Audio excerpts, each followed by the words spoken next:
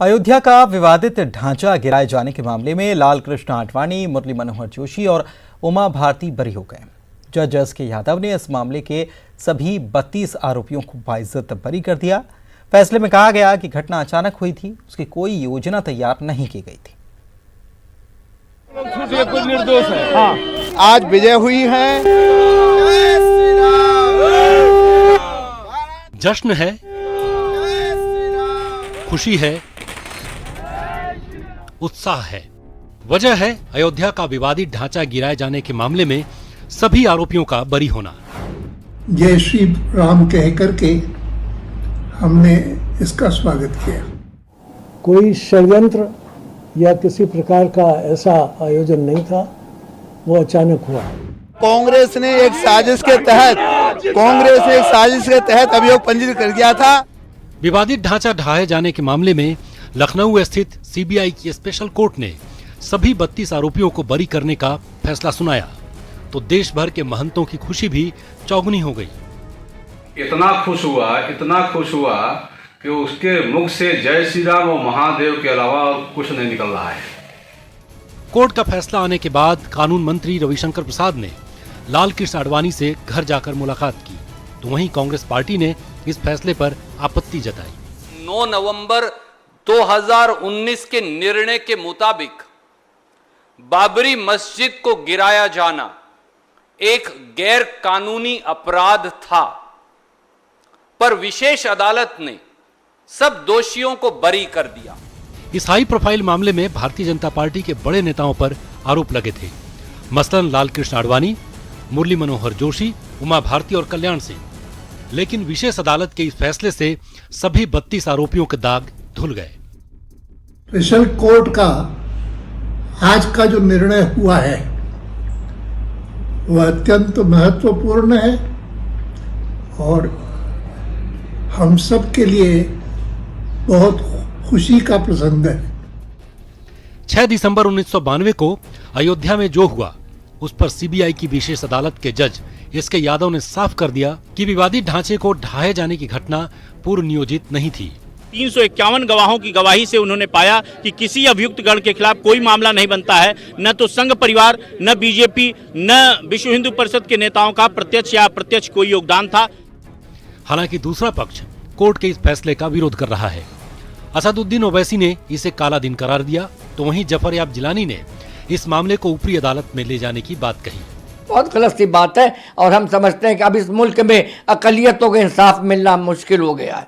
का ये फैसला सीबीआई कोर्ट का भारत की अदालत की तारीख का एक काला दिन है।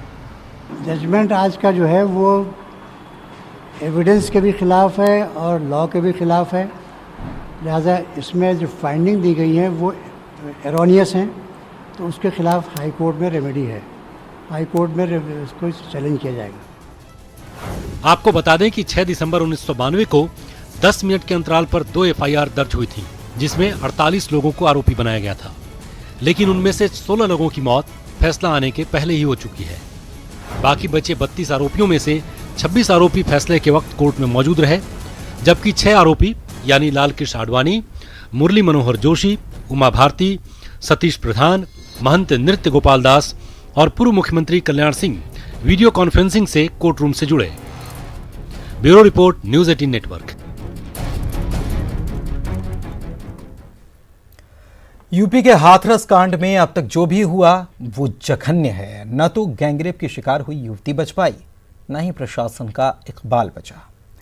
रात के अंधेरे में परिजनों की सहमति के बगैर मृतका का अंतिम संस्कार कर दिया गया, जिसके बाद से इस मामले में हंगामा बरपा हुआ है।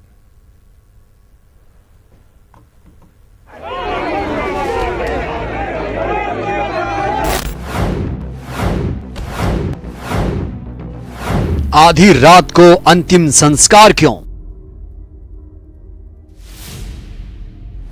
परिवार के बिना अंतिम संस्कार क्यों? पीड़ित परिजनों के साथ बेअदबी क्यों?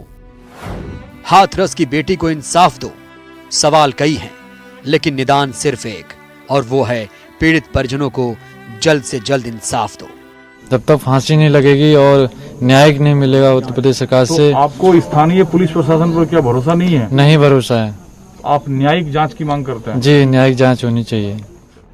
इंसाफ के लिए ही हाथरस गैंगरेप के मामले में पीएम मोदी ने सीएम योगी आदित्यनाथ से बात की। आदरणीय प्रधानमंत्री श्री नरेंद्र मोदी जी ने हाथरस की घटना पर वार्ता की है और कहा है कि दोषियों के खिलाफ कठोरतम कार्रवाई की जाए। हालांकि प्रधानमंत्री से हुई बातचीत से पहले ही हाथरस गैंगरेप मामले में यूपी सरकार ने गृह सचिव की अध्यक्षता में एक एसआईटी का गठन किया है। 3 सदस्यीय एसआईटी गठित करके 7 दिनों में रिपोर्ट मांगी है। सीएम ने फास्ट ट्रैक कोर्ट में मामले की सुनवाई की सिफारिश की है, लेकिन हंगामे की वजह हैं ये तस्वीरें। ये तस्वीरें हैं मृतका के गांव की, जहां मृतका का अंतिम संस्कार यूपी पुलिस ने मंगलवार की रात अंधेरे में करीब 2:30 बजे कर दिया। आरोप है कि इस दौरान पुलिस वालों ने मृतक के परिजनों को घर में कैद कर दिया था। हमारे ऊपर प्रशासन दबाव बना रहा था कि आप रात में ही इसके अंतिम संस्कार को कीजिए। हमने केवल मना कर दिया कि हम करेंगे तो केवल सुबह करेंगे, अब नहीं करेंगे। रीति रिवाज पूरे से रस्मों से पूरे करेंगे, इस संस्कार को अंतिम विदाई है, पर उन्होंने नहीं माना। देर रात के इस वीडियो में कई विचलित कर देने वाला दृश्य कैद हुआ है। मां को बिलखते देखा गया। अपने बच्चे के अपने घर से ही दरवाजे से ही विदाई करना चाहते हैं। पीड़ित परिवार को पुलिस के साथ बहस करते हुए देखा गया। मृतक के रिश्तेदार खुद शव ले जाने वाली एम्बुलेंस के आगे खड़े हो गए और गाड़ी की बोनट पर लद गए, लेकिन पुलिस वालों ने उन्हें हटाकर दाह संस्कार कर दिया। हालांकि प्रशासन की तरफ से इन आरोपों से इनकार किया गया। हमारे पास अंतिम संस्कार के एक्सक्लूसिव वीडियो हैं। ये शख्स जो अंतिम संस्कार करते दिख रहा है, उसे मृतका का दादा बताया जा रहा है और वो खुद भी ये बात मान रहा है। आप बाबा हो ना? हाँ। अच्छा, ठीक। इस मामले पर सियासत जारी है, लेकिन जिस भी आदमी को डिसीजन लेना था और उसने नहीं लिया, उसको जिम्मेदार ठहराना चाहिए। उस अफसर के खिलाफ बड़ी कार्रवाई होनी चाहिए।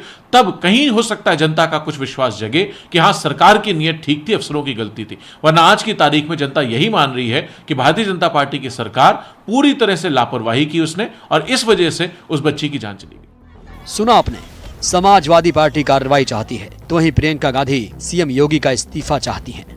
घोर अमानवीयता। आपने अपराध रोका नहीं, बल्कि अपराधियों की तरह व्यवहार किया। अत्याचार रोका नहीं, एक मासूम बच्ची और उसके परिवार पर दुगना अत्याचार किया। योगी आदित्यनाथ जी, इस्तीफा दो। आपके शासन में न्याय नहीं, सिर्फ अन्याय का बोलबाला है। आपको बता दें कि ये पूरा मामला 14 सितंबर का है। आरोप है कि जब पीड़िता चारा के लिए खेत गई थी, तो उसके साथ गैंगरेप और हमला हुआ। 15 दिन जिंदगी मौत से जूझने के बाद हाथरस की 19 साल की बेटी आखिरकार मौत का शिकार हो गई। Bureau report, news 18 network. और सिटी टॉप 10 में इतना ही। वक्त एक ब्रेक का है।